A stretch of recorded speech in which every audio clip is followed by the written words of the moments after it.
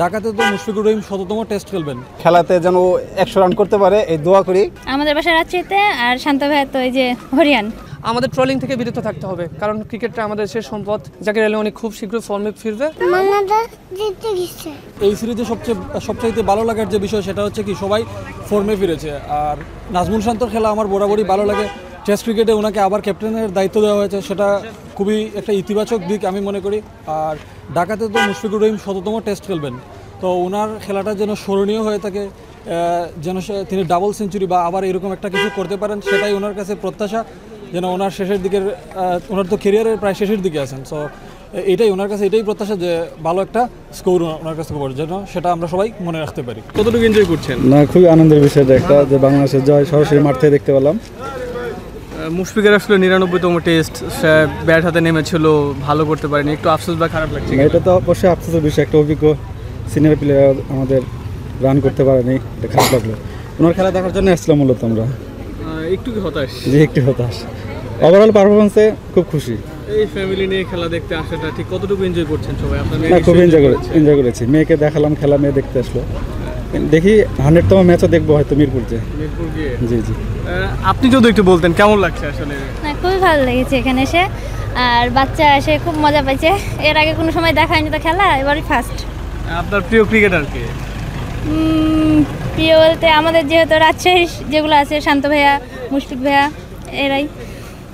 শান্ত তো captain century করেছে, আপনাদের এলাকার লোকাল বয় কতটুকু? একদম আমাদের এলাকার, মানে অনেক কাছে না আমাদের বাসায় রাজশাহীতে, আর শান্ত ভাইয়া তো এই যে হরিয়ান, একদম পাশাপাশি।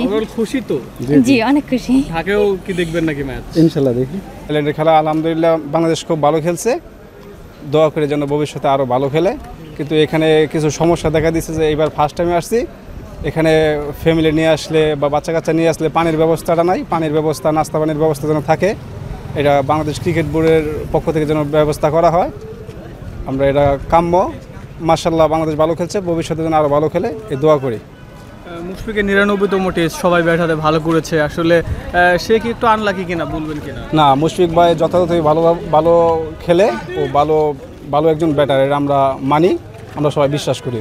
তবে ও এটা ফর্মে ফিরছে আশা করা যাচ্ছে, তো ভবিষ্যতে আরও ভালো খেলুক, এই জন্য আমরা দোয়া করি সবাই। লাস্ট একটা কোশ্চেন, মিরপুরে তার 100তম টেস্ট, সো 100তম টেস্টে তার থেকে নিশ্চয়ই একটা সেঞ্চুরি চাইবেন? হ্যাঁ, ইনশাল্লাহ ও যেন একটু ভালো করে 100তম খেলাতে যেন 100 রান করতে পারে এই দোয়া করি। ওই কিছুদিনের মধ্যে হয়তো অবসর গ্রহণ করবে, সর্বশেষ খেলাটা যেন আমরা সর্বশেষভাবে ওই ভালো একটা পারফরমেন্স চাই, এবং সাব্বির রহমানকে যেন বাংলাদেশ ক্রিকেট বোর্ড ওরা চয়েস করে, এই জন্য আমরা সবাই আশাবাদ। ক্রিকেটার যারা, তারা কিন্তু নিজের সর্বোচ্চ চেষ্টাটাই করে যায়, ব্যাট পেস থাকে, খারাপ ফর্ম যায়। আপনার কি মনে হয় তারা দেশের সম্পদ কিনা, বা তাদের খারাপ সময়ে আমরা যারা ভক্ত আছি সাপোর্ট করা উচিত কিনা? মাঝখানে যে সময় জুলিয়ান উড, যে সময় আমাদের পাওয়ার হিটিং কোচ যে সময় আসছিল, ওই সময় মেবি ওনার যে ব্যাটিং টেকনিকটা যেটা ছিল ওনাকে একটু চেঞ্জ করছে, মেবি ওই পরের থেকে উনি ফল ডাউন করতেছেন। এখন বিষয় হচ্ছে যেহেতু মানে একটা যে সময় সচরাচর যিনি জীবনে যেভাবে খেলেন, ওই যদি আপনার ব্যাটিং টেকনিকটা পরিবর্তন করেন তাহলে কিন্তু খেলার অসুবিধা হয়। আপনার পাকিস্তান সিরিজে কিন্তু উনি ফর্মে ছিলেন, নেদারল্যান্ড সিরিজ যে সময় আসছিল ওই সময় থেকে ফর্মহীন, পাশাপাশি এশিয়া কাপে একটু ফর্ম। আশা করতেছি যেহেতু আশরাফুল স্যার আসছেন, উনি ফর্মে ফিরবেন। আর হচ্ছিল আমাদের যে একটা ক্রিকেট, আমরা যেহেতু ক্রিকেট পাগল জাতি, আমরা একবার যদি ভালো খেলি আমরা মাথায় তুলে ফেলি, আর একবার যদি একবারও বাজে খেলি তাহলে একদম মাটিতে নামায় ফেলি।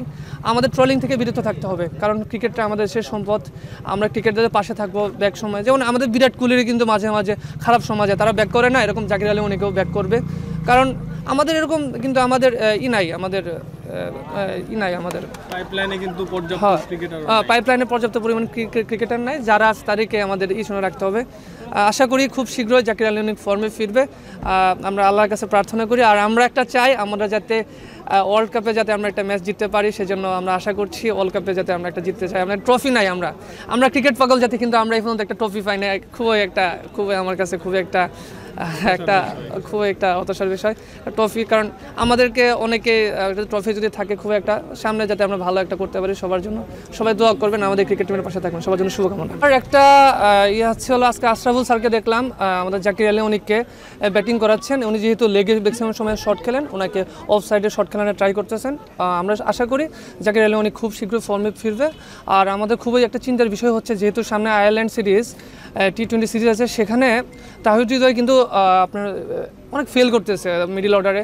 দেন হচ্ছে হলো শামীম পাটোয়ারি, তারাও ফেল করতেছে। এখানে যদি সাব্বির রহমানকে আনা যায় তাহলে বেটার একটা হতে পারে, কারণ সাব্বির রহমান আগে অনেক ভালো খেলছে অনেক, এই জন্য সাব্বির রহমানকে খুবই দরকার এই মুহূর্তে। আমি বাংলাদেশের নির্বাচক মণ্ডলী যারা রয়েছে তাদেরকে অনুরোধ জানাচ্ছি যাতে সাব্বির রহমান খুবই তাড়াতাড়ি ন্যাশনাল টিমে ব্যাক করে, একটা আবদার থাকবে। আর আমি এর মুহূর্তে রিকোয়েস্ট করতেছি সাব্বির রহমানকে যাতে দলে ফেরানো হোক, এটা একটা রিকোয়েস্ট আর কি। আর বাংলাদেশ ক্রিকেট দলের জন্য শুভকামনা। আমরা তো ক্রিকেট পাগল জাতি, যেভাবে হোক যেখানে হোক আমরা খেলা দেখতে আসবোই, আমরা অলওয়েজ বাংলাদেশ টিমের পাশে আছি। So best of luck Bangladesh cricket team. কতটুকু ভালো লাগে? খুবই এনজয় করছি আমাদের খুব ভালো লাগছে, ফ্যামিলি নিয়ে আসলাম প্রথমবার, এনজয় করছি আমরা খুব ভালো, এমনকি খেলাটা খুব ভালো ছিল, বাংলাদেশ খুবই ভালো খেলছে। আমরা আশা করি সবসময় যেন এরকম আমাদের একটা জয় দেয়। ধন্যবাদ। পিচ্ছি কতটুকু এনজয় করেছে? হ্যাঁ, সে খুব এনজয় করছে, সে প্রথমবার আসছে। হ্যাঁ, আচ্ছা বলো, তুমি কি বলতে চাও, কেমন লাগছে তোমার? বাংলাদেশ বলো মা, বাংলাদেশ জিতেছে, বাংলাদেশ জিতে গেছে। বাংলাদেশ জিতে গেছে।